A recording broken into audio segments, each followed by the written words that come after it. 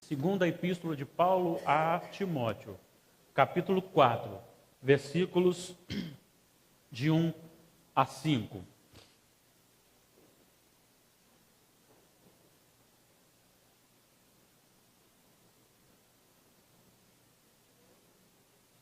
Assim diz a palavra do Senhor: Conjuro-te perante Deus e Cristo Jesus, que há de julgar vivos e mortos pela sua manifestação e pelo seu reino. Prega a palavra, insta, quer seja oportuno, quer não, corrige, repreende, exorta com toda a longanimidade e doutrina. Pois haverá tempo em que não suportarão a sã doutrina, pelo contrário, cercar-se-ão de mestres segundo as suas próprias cobiças, como que sentindo coceira nos ouvidos. E se recusarão a dar ouvidos à verdade, entregando-se às fábulas. Tu, porém, sê sóbrio em todas as coisas, suporta as aflições, faze o trabalho de um evangelista, cumpre cabalmente o seu ministério. Nós estamos nesta noite na total dependência do Espírito Santo, como sempre, para que não seja simplesmente um texto lido, mas que seja a palavra de Deus para o nosso coração. Para que não venhamos a interpretar a Bíblia apenas como um texto, mas venhamos alimentar da palavra de Deus viva e eficaz, capaz de chegar no mais profundo do nosso ser. Que o Espírito Santo nos dê a bênção de sairmos daqui nesta noite transformados para a glória dEle e para o serviço dEle, como servos fiéis ao Senhor. Nesta noite nós estamos com o culto relacionado ou voltado, focando mais a questão da reforma, e a questão de estarmos hoje cantando apenas os hinos do inário, é justamente para mostrar que nós não louvamos por causa da melodia, nós não louvamos por causa daquilo que nós gostamos, nós louvamos por causa de Deus. E se a letra, ela então adora, se ela exalta o nome do Senhor, então nós estamos cantando. Não importa se é criança, se é adolescente, se é jovem, se é ancião, tanto os hinos do inário quanto os cantos espirituais, se eles realmente louvam e exaltam o Senhor, nós estamos louvando. Porque somente a Deus devemos louvar, somente a Ele devemos glorificar, e não a nossa própria vontade. O culto é oferecido a Deus e não a nós. O culto não é medido pelo que nós sentimos, mas pela sua essência bíblica, cristocêntrica. Isto é culto. Quando nós deparamos então com a questão reforma, nós precisamos entender algumas coisas anteriores à reforma. Nós já temos no Antigo Testamento alguns profetas que eram falsos e que sempre procuravam agradar os reis e que sempre levavam uma mensagem, e aquela mensagem satisfazia o coração do rei. Era sempre uma mensagem boa, positiva, era sempre uma mensagem de autoajuda, era sempre uma mensagem de que tudo vai dar certo. Que tudo vai dar certo? Pode ficar tranquilo, descansa que tudo vai dar certo. E essa era a mensagem dos falsos profetas. O profeta de Deus muitas vezes era praticamente sacrificado, ou a sua liberdade sacrificada, dentro de uma prisão. Também a sua alimentação era sacrificada. E quando ele era jogado, muitas vezes o rei dizia: pare de dar comida para ele, ou diminua a comida. Ele não pode nem sair e nem se alimentar bem, porque ele fala contra o rei. E os falsos profetas sempre alegrando e participando do banquete do rei. Mas nós temos também no Novo Testamento o próprio Senhor Jesus dizendo que nos últimos dias se levantariam falsos profetas. Em Mateus 24, 24, ele diz que esses falsos profetas não apenas se levantariam, mas eles também receberiam a autoridade para fazer milagres e sinais, para enganar as pessoas. Então, Jesus está deixando claro que eles se manifestariam com intensidade. Paulo chama atenção disso na epístola aos Filipenses, e aqui, mais diretamente, ele trabalha essa visão de que muitas pessoas estão surgindo, e a essência da epístola de Paulo a Timóteo é a preocupação de Paulo quando ele está dizendo: eu estou chegando ao final da minha vida. Capítulo 4, versículo 6, ele diz: quanto a mim, estou sendo já oferecido por libação, e o tempo da minha partida é chegado. Combati o bom combate, completei a carreira, guardei a fé. Já agora a coroa da justiça me está guardada, a qual o Senhor reto juiz me dará naquele dia. E não somente a mim, mas também a todos quanto amam a sua vinda. Ele diz para Timóteo: olha, reavives o dom com a imposição de mãos sobre você. Você precisa estar preparado, porque eu estarei sendo levado, recolhido para Deus. E você ficará sozinho, e você enfrentará grandes dificuldades, porque homens maus se levantarão. Capítulo 3, ele vai dizer, sabe, porém isto, nos últimos dias sobrevirão tempos difíceis, pois os homens serão egoístas, avarentos, jactanciosos, arrogantes, blasfemadores. Ele vai descrevendo aqui uma lista enorme de pessoas que se levantariam, inclusive dentro da igreja. E ele começa o versículo 10, diz, tu, porém, ao contrário disto, você tem se firmado na palavra. O versículo 14, permanece naquilo que aprendeste, que fosse inteirado, sabendo de quem aprendeste. Paulo está agora preocupado com isso. E nós vamos dar seguimento daqui a pouco a essa visão. Mas eu preciso falar um pouquinho já aquilo que está sendo tratado aqui nesta noite. Porque a igreja, após Cristo ser crucificado e ser ressuscitado e assunto ao céu, e os apóstolos morrerem, a igreja então começou a trabalhar dentro da visão apostólica, dentro da visão padrão da doutrina dos apóstolos. Mas com o passar do tempo, como já ouvimos aqui, as coisas começaram a entrar sorrateiramente dentro do chamado culto evangélico. E principalmente na questão imperial, quando todos se tornaram cristãos. Aí adentrou realmente todas as coisas, porque aquele que era pagão, ele veio para ser cristão, mas ele continuou pagão no mesmo sentido. Ele apenas transferiu, ele apenas estava pensando que eu posso adorar aquele ídolo em nome de Jesus ou em nome de um santo qualquer. E aí foram adentrando culto aos santos, foi adentrando a questão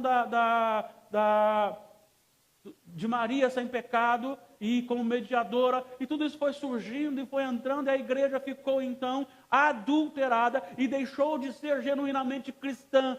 E uma vez que ela deixou de ser genuinamente cristã, o ápice disso, como foi dito, foi justamente a questão: se alguém morreu, vai para o purgatório, fica lá esperando, e nós podemos então ganhar dinheiro com isso para a igreja. Então a pessoa que tem alguém que morreu, que acha que não foi para o céu, pagaria uma quantia, e essa quantia então o sacerdote estaria intercedendo para tirar do purgatório aquele que havia morrido com dúvidas de salvação.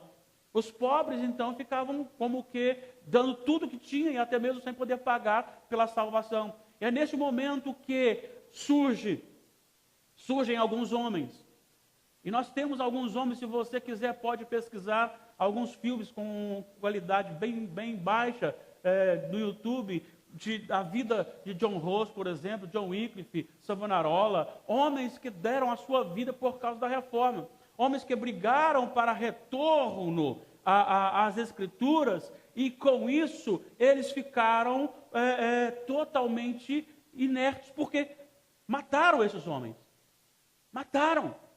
Até que, 31 de outubro de 1517, como foi dito aqui na parte litúrgica, Martinho Lutero lá e coloca então a sua posição. E a sua posição é colocada e aquilo dá então um alvoroço terrível dentro da igreja. E este hino que nós cantamos, Castelo Forte, foi justamente composto dentro dessa visão.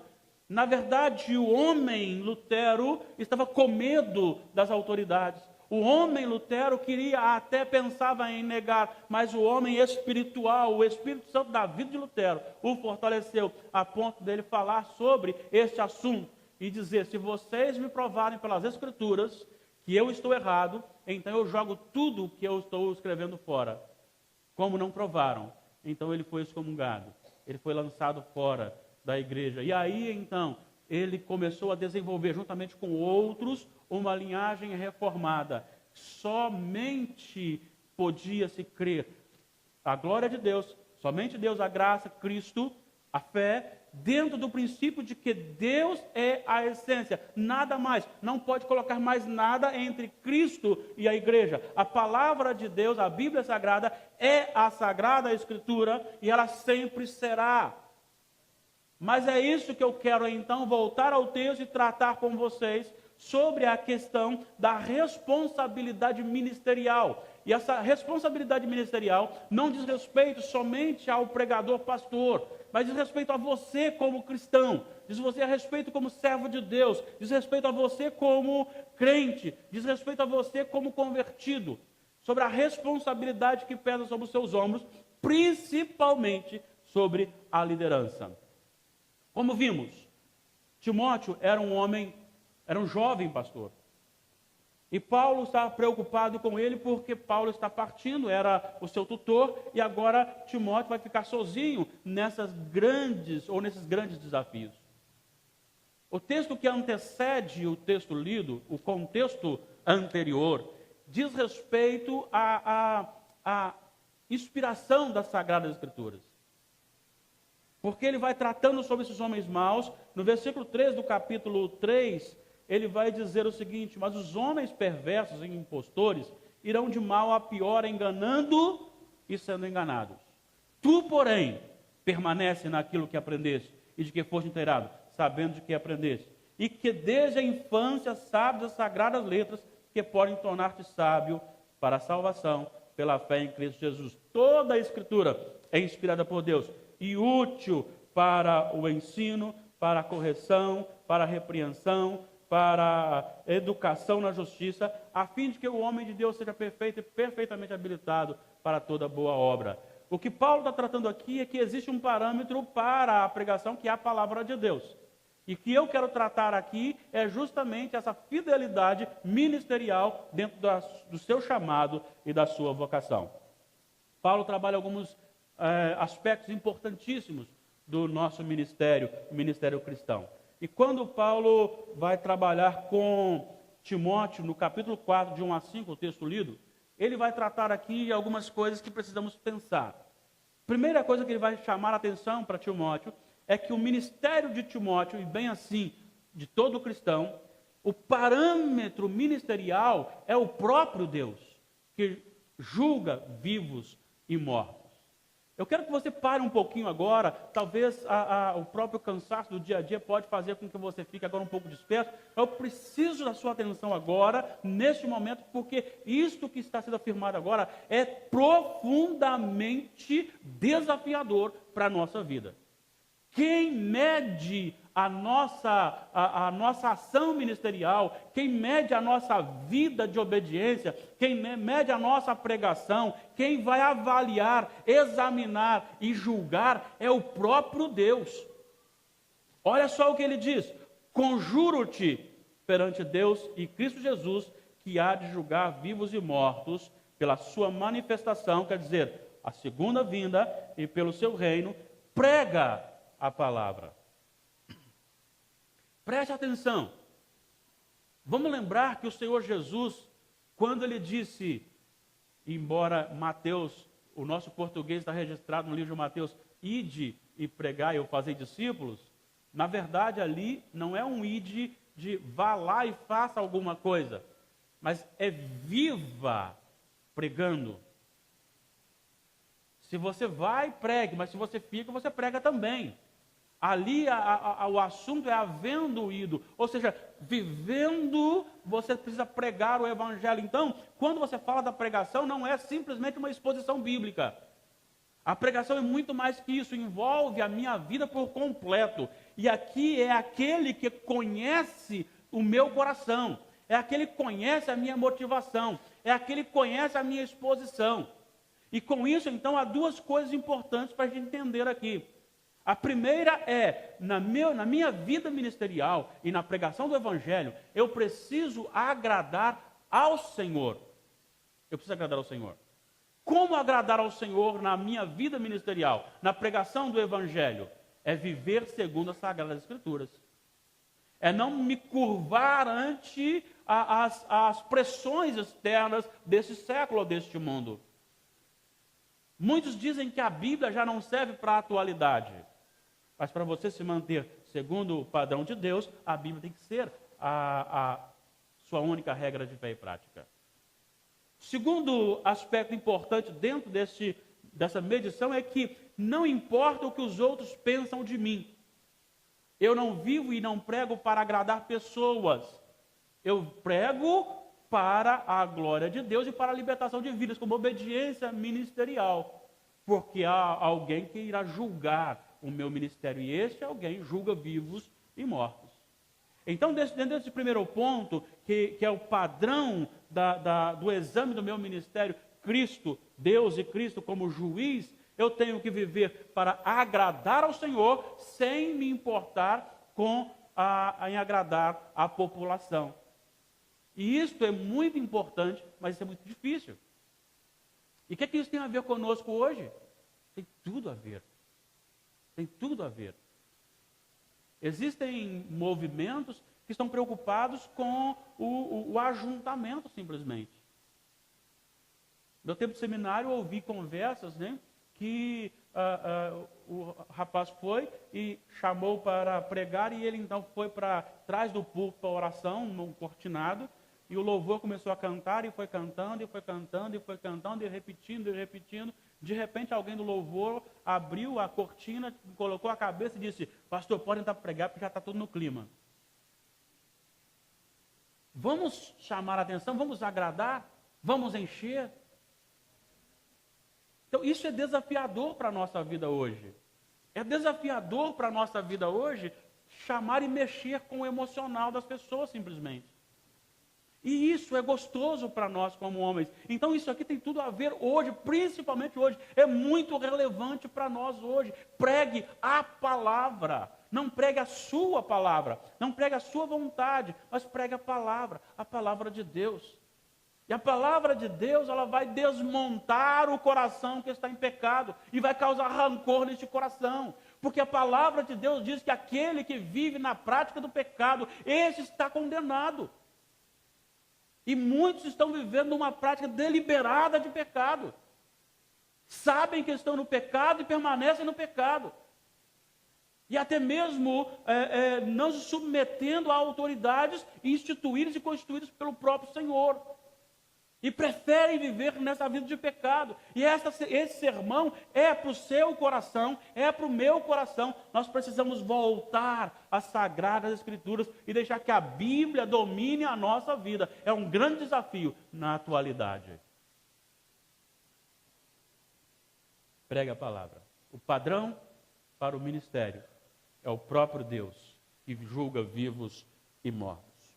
Em segundo lugar, Paulo vai apontar aqui para o pregador, e a questão ministerial, a prontidão do ministro. A palavra insta, que está aí logo após prega a palavra no versículo 2, esteja pronto.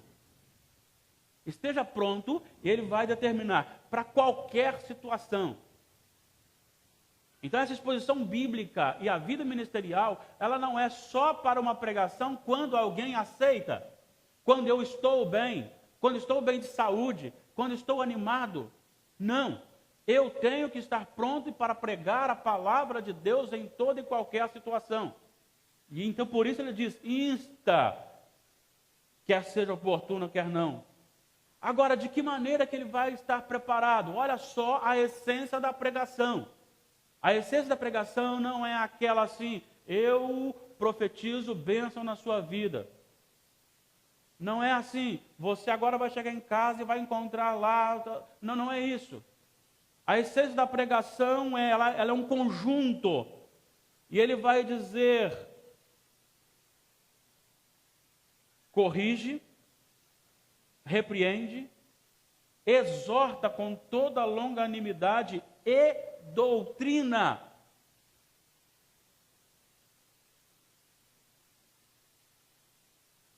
Quando fala doutrina, normalmente muitas pessoas sentem o ouvido doer.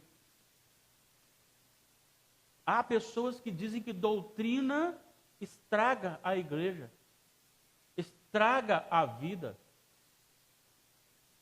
E ele está dizendo que há necessidade de você esclarecer, plantar, colocar no coração o esclarecimento doutrinário.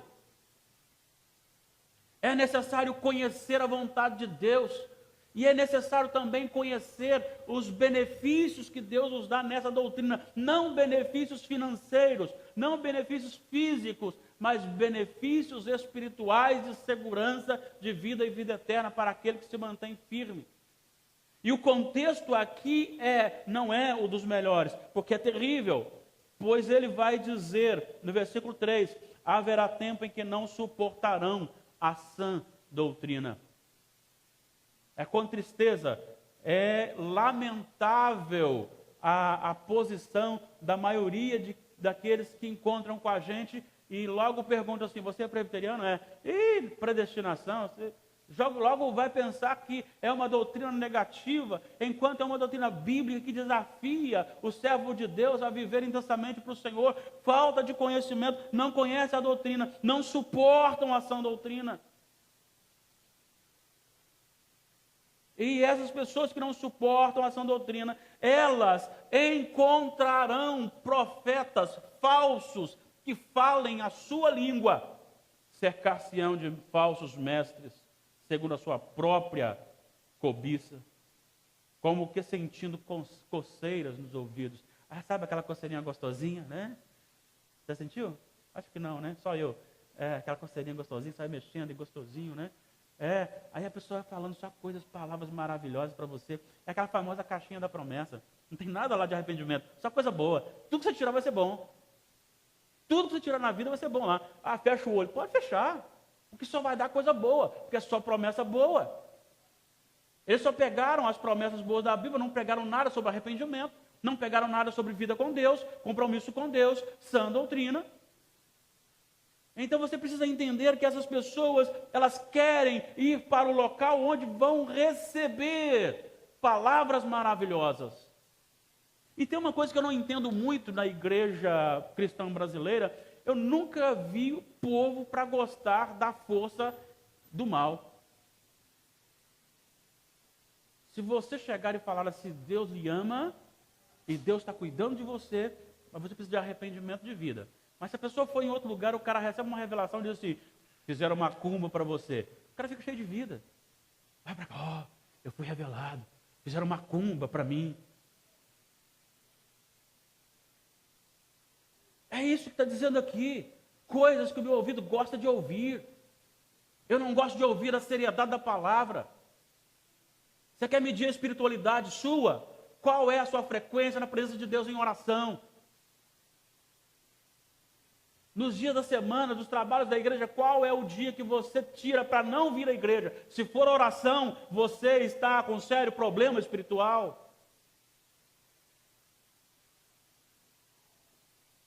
Este grupo não quer saber de Deus, este grupo não quer saber da palavra de Deus, eles querem saber de palavras de homens que vão ao encontro do seu egoísmo, da sua incapacidade de servir ao Senhor, mas querem apenas as promessas. E a palavra esteja pronto para pregar para essas pessoas.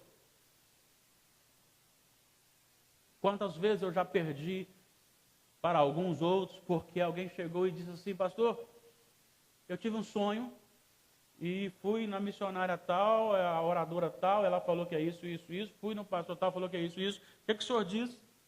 Eu disse, olha, se eles falaram que é em nome de Deus, deve ser, porque Deus não falou comigo. A única coisa que eu sei que Deus falou comigo para falar para você, é que se você não se arrepender, você não vai para o céu. Se você não nascer de novo, você não vai para o céu. Agora, se ele falasse para mim, eu falaria, mas ele não falou para mim.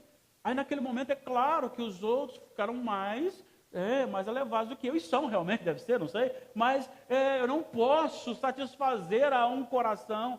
Existem pessoas que chegam para você com a resposta pronta, só quer que você confirma. Olha, aconteceu isso, sonhei isso, eu acho que é isso, isso, isso, e querendo que você dê uma resposta para confirmar. Eu não posso fazer isso, você não pode fazer isso. Essa não é a mensagem da palavra de Deus. A mensagem da palavra de Deus é que Deus amou o mundo, que enviou Cristo, e Ele morreu na cruz por causa do seu pecado, por causa do meu pecado. Ele foi esmagado na cruz. E é necessário que eu então esteja nele agora como nova vida. É isso que eu preciso pregar, a palavra de Deus. Esteja preparado. Você que é servo de Deus, esteja preparado. Você não pode agradar uma pessoa porque ela é sua amiga, porque ela é sua mãe, porque é seu pai, porque é seu filho, se é seu irmão, se é seu patrão. Você não pode agradá-lo. E deixar de pregar a palavra. Se você é convertido no Senhor, você precisa, sim, educadamente, de acordo com o que manda a palavra, mas agressivamente. Agressivamente não sem respeito, não sem educação. Mas você precisa ser ativo e dizer para este mundo que está perecendo. É triste olhar pessoas que estão caminhando em trias de sal grosso para tirar nhaca da vida como se fosse coisa de crente. É triste você passar e ver lá um jarro vendendo água, como falado aqui, para que você tire os seus pecados da vida. Jesus é a fonte de água viva. É Ele que tira o pecado do mundo.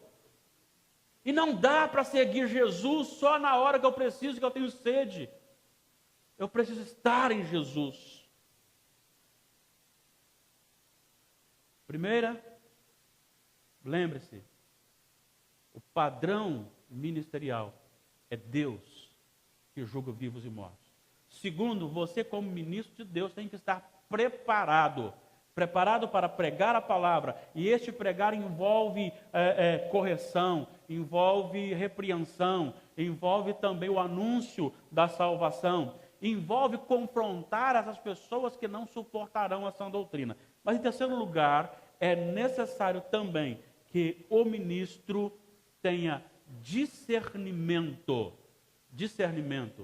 espiritual para enfrentar a situação. Versículo 5, ele diz: tu, porém, sê sóbrio em todas as coisas. Sê sóbrio. Não altere a sua mente com bebidas alcoólicas. Seu juízo. Ou seja, espiritualmente, tenha a sua mente livre no Espírito para discernir o que é de Deus e o que não é de Deus. Tenha uma intimidade com Deus e vida com Deus, de tal maneira para que você possa identificar aquilo que é falso, o falso profeta, o falso mestre, o falso evangelho, do verdadeiro evangelho, do verdadeiro profeta, do verdadeiro mestre. Precisamos buscar isso no Senhor para saber que quando alguém falou, se é Deus que falou ou se é simplesmente um homem. Para isso precisamos entender a Bíblia, conhecer Deus através da Bíblia. A Bíblia é a única regra de fé e prática. A Bíblia contém o suficiente para todos os aspectos da sua vida. A Bíblia trata da educação de filho. A Bíblia trata do casamento. A Bíblia trata do relacionamento conjugal. A Bíblia trata de você preparar o seu filho para o casamento. A Bíblia trata o seu relacionamento com as pessoas. A Bíblia trata o seu relacionamento como empregado, com o patrão. A Bíblia trata da sua vida espiritual. Ela trata inclusive da maneira como você deve cultuar a Deus. Ela é completa. E ela é viva. E ela nunca fica velha. Sempre a cultura poderá se adequar à Bíblia e ela será bem sucedida. Mas o dia que nós colocarmos a Bíblia adequando à cultura, ela deixa de ser a palavra de Deus. Então seja neste momento preparado, assuma a responsabilidade, seja um cristão radical e diga: em nome de Jesus eu não mais viverei como vivi até agora. Em nome de Jesus agora me porto de forma fiel às Sagradas Escrituras. Eu quero vivenciar a palavra de Deus. Eu quero ser manso, sim, mas um manso fiel. Não um desrespeitoso, mas um manso que realmente prega a palavra, que vive a palavra. Alguém que use a Bíblia como parâmetro para a sua vida.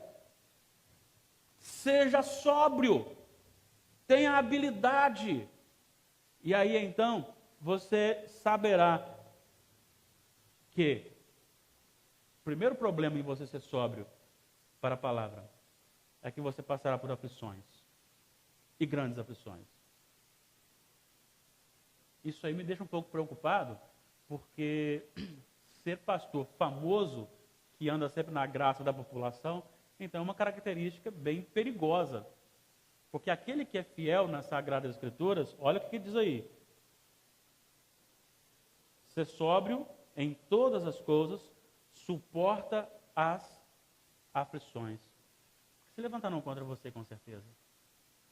Falarão contra você com certeza. Porque você estará vivenciando a palavra de Deus. Sofrer por Cristo é graça. Sofrer por Cristo deveria causar alegria no nosso coração. Não por causa do sofrimento, mas por termos sido achado digno de sofrer por Cristo. Pensa comigo aqui. Você com certeza lembrou de alguns pecados da sua vida até agora. Mas se você parar um pouquinho para pensar, você descobrirá outros pecados. Eu estava orando ao Senhor no momento da confissão e dizendo, Senhor, um dos graves pecados que a gente tem é a dificuldade de confessar pecado. A gente confessa os mesmos pecados sempre, meio automático, né? Vamos para a oração de confissão de pecado, já ligamos ao automático e deixamos lá. Às vezes fazemos como, não lembro nem o que era, porque eu era bem criança, um desenho animado e eu estava feliz da vida, porque eu nunca tinha visto televisão, né? Fui ver televisão e lá a galinha começou a cutucar no galo, porque o galo levantasse para cantar de madrugada. E então ela acordou o galo e ela foi dormir. E começou, ela acordou que estava só cantando, o galo cantando, o galo cantando, o galo cantando, o galo cantando. Ela falou, mas tem alguma coisa errada. Ela foi ver, ele tinha gravado e colocou lá rodar e estava dormindo. Às vezes nós confessamos pecado assim, nós colocamos no automático. Nós realmente não arrependemos do pecado que nós confessamos. Isso é sério, é muito sério. Precisamos voltar e dizer para o Senhor, Senhor, está difícil, ajuda-me. Sofrer por Cristo é dignidade. É dignidade.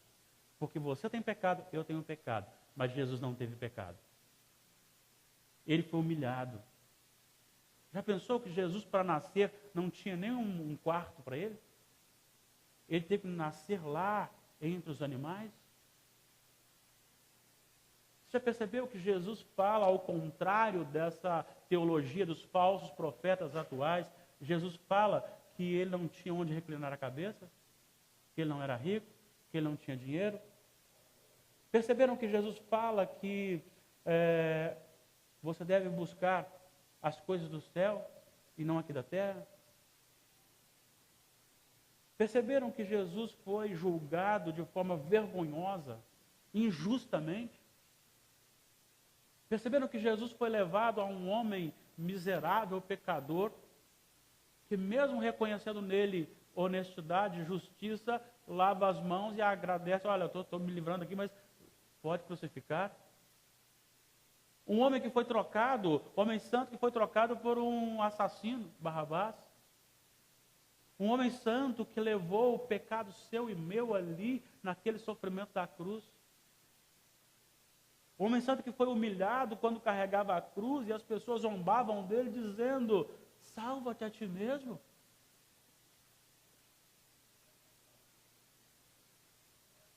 Quando ele está na cruz pendurado, tem um ladrão na cruz que não entendeu a palavra da redenção e diabolicamente disse, desce daí.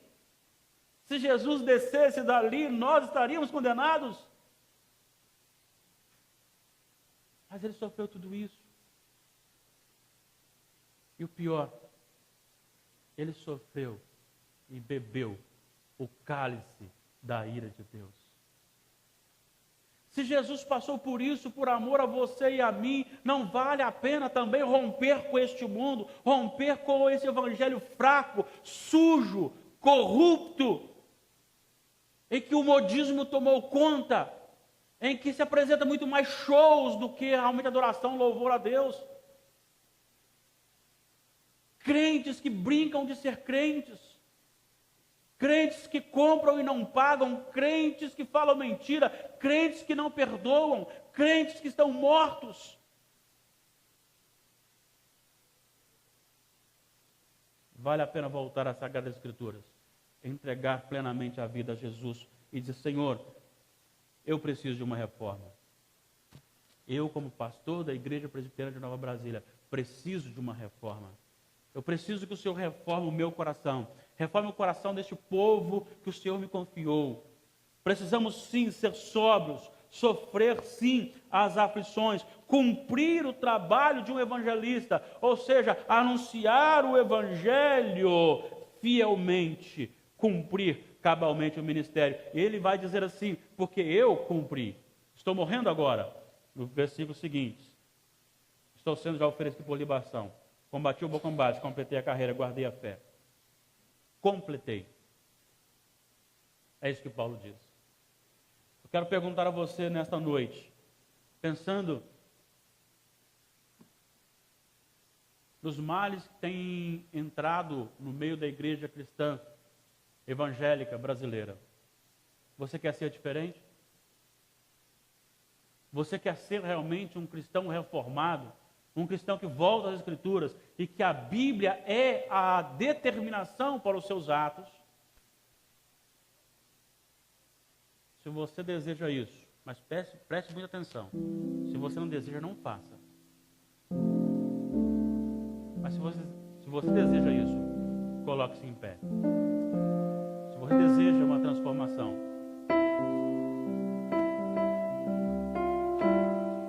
se você deseja uma mudança de vida, se você deseja ser realmente alguém que a palavra de Deus dirige os seus passos, as suas decisões, as suas vontades, se você deseja realmente que a palavra de Deus seja o norte para a sua vida, se você deseja encarar o mundo com toda a sua força, sendo sim, até mesmo quadrado, sendo ultrapassado,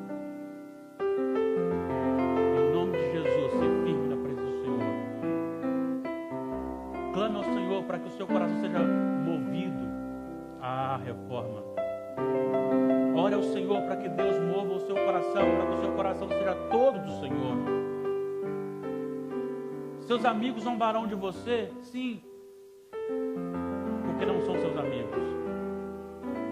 Seus colegas de trabalho zombarão de você? Sim, zombarão de você. Mas uma coisa acontecerá. Você será sustentado pela graça de Deus. E a graça de Deus nos basta.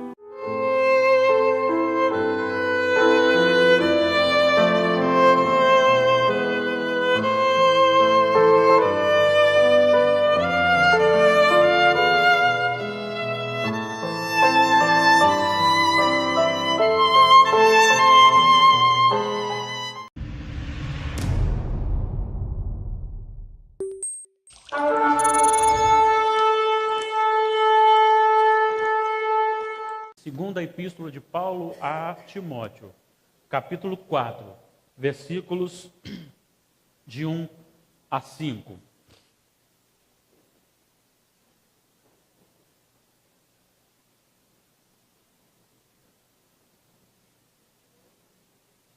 Assim diz a palavra do Senhor: Conjuro-te perante Deus e Cristo Jesus, que há de julgar vivos e mortos pela sua manifestação e pelo seu reino.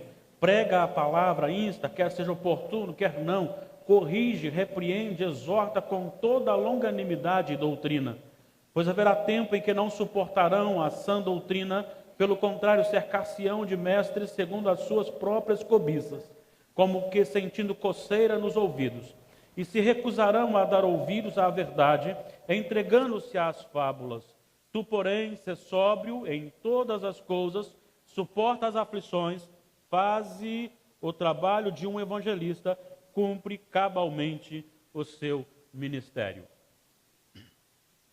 Nós estamos nesta noite na total dependência do Espírito Santo, como sempre, para que não seja simplesmente um texto lido, mas que seja a palavra de Deus para o nosso coração, para que não venhamos a interpretar a Bíblia apenas como um texto, mas venhamos alimentar da palavra de Deus viva e eficaz, capaz de chegar no mais profundo do nosso ser.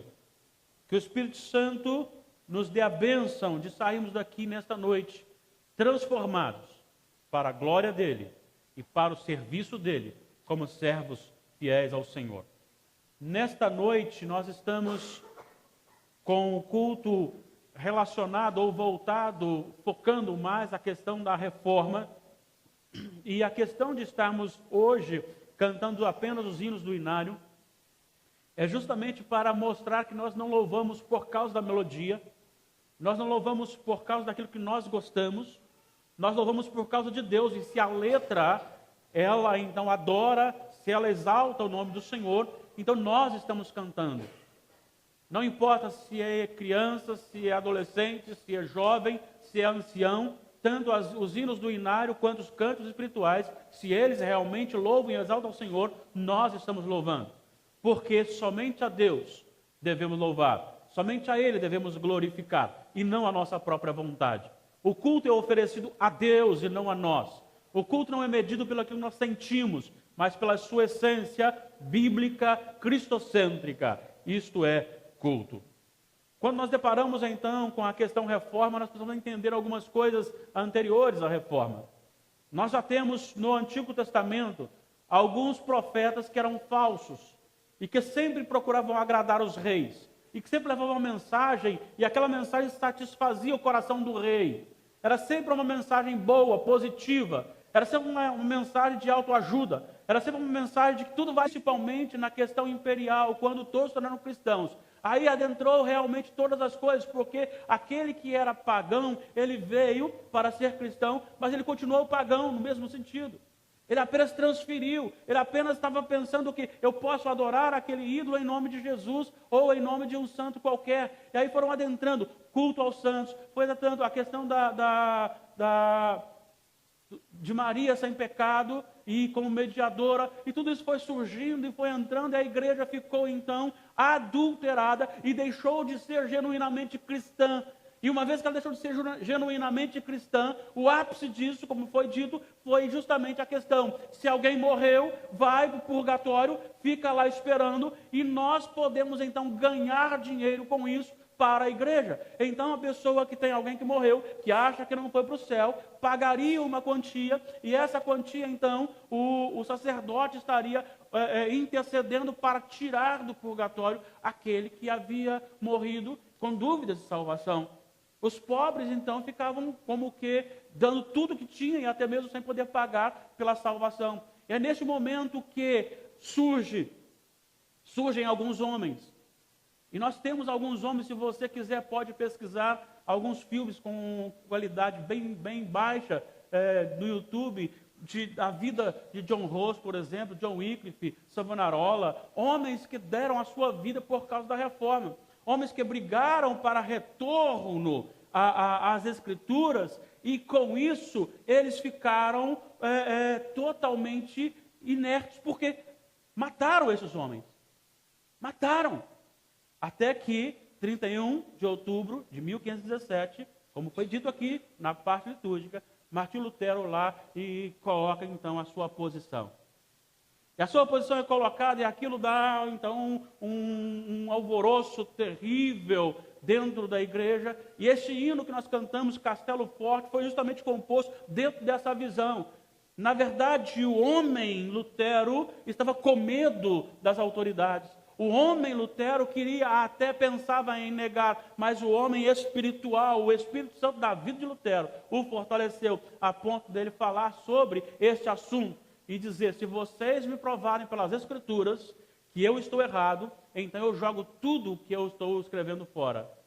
Como não provaram, então ele foi excomungado, ele foi lançado fora da igreja. E aí então ele começou a desenvolver, juntamente com outros, uma linhagem reformada. Somente podia-se crer a glória de Deus, somente Deus, a graça, Cristo, a fé, dentro do princípio de que Deus é a essência, nada mais. Não pode colocar mais nada entre Cristo e a igreja. A palavra de Deus, a Bíblia Sagrada, é a Sagrada Escritura e ela sempre será.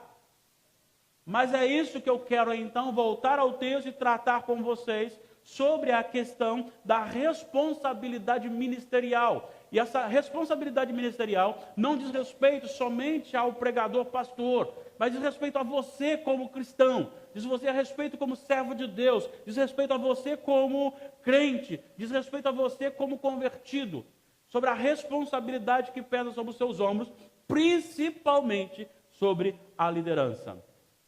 Como vimos, Timóteo era um jovem pastor. E Paulo está preocupado com ele porque Paulo está partindo, era o seu tutor, e agora Timóteo vai ficar sozinho nesses grandes desafios. O texto que antecede o texto lido, o contexto anterior, diz respeito à inspiração das Sagradas Escrituras. Porque ele vai tratando sobre esses homens maus. No versículo 3 do capítulo 3, ele vai dizer o seguinte: mas os homens perversos e impostores irão de mal a pior, enganando e sendo enganados. Tu, porém, permanece naquilo que aprendeste e de que foste inteirado, sabendo de que aprendeste, e que desde a infância sabes as sagradas letras que podem tornar-te sábio para a salvação pela fé em Cristo Jesus. Toda a Escritura é inspirada por Deus e útil para o ensino, para a correção, para a repreensão, para a educação na justiça, a fim de que o homem de Deus seja perfeito e perfeitamente habilitado para toda boa obra. O que Paulo está tratando aqui é que existe um parâmetro para a pregação, que é a palavra de Deus. E que eu quero tratar aqui é justamente essa fidelidade ministerial dentro do seu chamado e da sua vocação. Paulo trabalha alguns aspectos importantíssimos do nosso ministério, o ministério cristão. E quando Paulo vai trabalhar com Timóteo, no capítulo 4, de 1 a 5, o texto lido, ele vai tratar aqui algumas coisas que precisamos pensar. Primeira coisa que ele vai chamar a atenção para Timóteo é que o ministério de Timóteo, e bem assim, de todo cristão, o parâmetro ministerial é o próprio Deus, que julga vivos e mortos. Eu quero que você pare um pouquinho agora, talvez o próprio cansaço do dia a dia pode fazer com que você fique agora um pouco disperso. Eu preciso da sua atenção agora, neste momento, porque isto que está sendo afirmado agora é profundamente desafiador para a nossa vida. Quem mede a nossa ação ministerial, quem mede a nossa vida de obediência, quem mede a nossa pregação, quem vai avaliar, examinar e julgar é o próprio Deus. Olha só o que ele diz: conjuro-te perante Deus e Cristo Jesus, que há de julgar vivos e mortos pela sua manifestação, quer dizer, a segunda vinda, e pelo seu reino, prega a palavra. Preste atenção. Vamos lembrar que o Senhor Jesus, quando ele disse, embora Mateus, o nosso português está registrado no livro de Mateus, ide e pregai ou fazei discípulos, na verdade ali não é um ide de vá lá e faça alguma coisa, mas é viva pregando. Se você vai, pregue, mas se você fica, você prega também. Ali o assunto é havendo ido, ou seja, vivendo, você precisa pregar o evangelho. Então, quando você fala da pregação, não é simplesmente uma exposição bíblica. A pregação é muito mais que isso, envolve a minha vida por completo. E aqui é aquele que conhece o meu coração, é aquele que conhece a minha motivação, é aquele que conhece a minha exposição. E com isso, então, há duas coisas importantes para a gente entender aqui. A primeira é, na minha vida ministerial e na pregação do Evangelho, eu preciso agradar ao Senhor. Eu preciso agradar ao Senhor. Como agradar ao Senhor na minha vida ministerial, na pregação do Evangelho? É viver segundo as Sagradas Escrituras. É não me curvar ante as pressões externas desse século, deste mundo. Muitos dizem que a Bíblia já não serve para a atualidade. Mas para você se manter segundo o padrão de Deus, a Bíblia tem que ser a sua única regra de fé e prática. Segundo aspecto importante dentro dessa medição é que não importa o que os outros pensam de mim. Eu não vivo e não prego para agradar pessoas. Eu prego para a glória de Deus e para a libertação de vidas, como obediência ministerial. Porque há alguém que irá julgar o meu ministério, e este alguém julga vivos e mortos. Então, dentro desse primeiro ponto, que é o padrão do exame do meu ministério, Cristo, Deus e Cristo como juiz, Eu tenho que viver para agradar ao Senhor, sem me importar em agradar a população. E isso é muito importante, mas isso é muito difícil. E o que isso tem a ver conosco hoje? Tem tudo a ver. Tem tudo a ver. Existem movimentos que estão preocupados com o ajuntamento, simplesmente. No tempo de seminário, eu ouvi conversas, né, que o rapaz foi e chamou para pregar, e ele então foi para trás do púlpito para oração, num cortinado, e o louvor começou a cantar, e foi cantando, e foi cantando, e foi cantando, e repetindo, e repetindo. De repente, alguém do louvor abriu a cortina, colocou a cabeça e disse: pastor, pode entrar para pregar, porque já está tudo no clima. Vamos chamar a atenção, vamos agradar, vamos encher. Então, isso é desafiador para a nossa vida hoje. É desafiador para a nossa vida hoje chamar e mexer com o emocional das pessoas, simplesmente. E isso é gostoso para nós como homens. Então isso aqui tem tudo a ver hoje, principalmente hoje. É muito relevante para nós hoje. Pregue a palavra. Não pregue a sua palavra. Não pregue a sua vontade. Mas pregue a palavra de Deus. E a palavra de Deus, ela vai desmontar o coração que está em pecado. E vai causar rancor neste coração. Porque a palavra de Deus diz que aquele que vive dá certo. Que tudo vai dar certo. Pode ficar tranquilo, descansa que tudo vai dar certo. E essa é a mensagem dos falsos profetas. O profeta de Deus muitas vezes era praticamente sacrificado, ou a sua liberdade sacrificada, dentro de uma prisão. Também a sua alimentação era sacrificada. E quando ele era jogado, muitas vezes o rei dizia: pare de dar comida para ele, ou diminua a comida. Ele não pode nem sair e nem se alimentar bem, porque ele fala contra o rei. E os falsos profetas sempre alegrando e participando do banquete do rei. Mas nós temos também no Novo Testamento o próprio Senhor Jesus dizendo que nos últimos dias se levantariam falsos profetas. Em Mateus 24, ele diz que esses falsos profetas não apenas se levantariam, mas eles também receberiam autoridade para fazer milagres e sinais, para enganar as pessoas. Então, Jesus está deixando claro que eles se manifestariam com intensidade. Paulo chama atenção disso na epístola aos Filipenses, e aqui, mais diretamente, ele trabalha essa visão de que muitas pessoas estão surgindo, e a essência da epístola de Paulo a Timóteo é a preocupação de Paulo quando ele está dizendo: eu estou chegando ao final da minha vida. Capítulo 4, versículo 6, ele diz: quanto a mim, estou sendo já oferecido por libação, e o tempo da minha partida é chegado. Combati o bom combate, completei a carreira, guardei a fé, já agora a coroa da justiça me está guardada, a qual o Senhor reto juiz me dará naquele dia, e não somente a mim, mas também a todos quanto amam a sua vinda.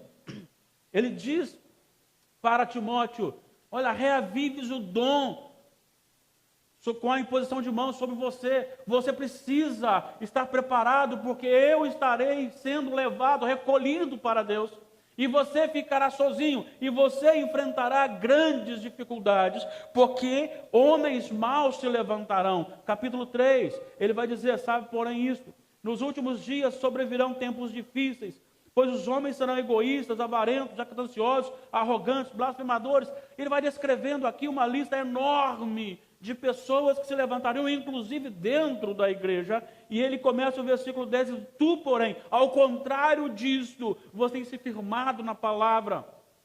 O versículo 14, permanece naquilo que aprendeste, que fosse inteirado, sabendo de quem aprendeste. Paulo está agora preocupado com isso, e nós vamos dar seguimento daqui a pouco a essa visão. Mas eu preciso falar um pouquinho já aquilo que está sendo tratado aqui nesta noite.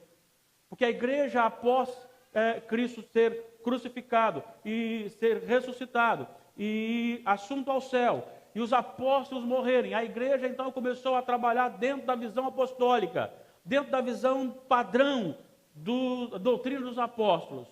Mas com o passar do tempo, como já ouvimos aqui, as coisas começaram a entrar sorrateiramente dentro do chamado culto evangélico. E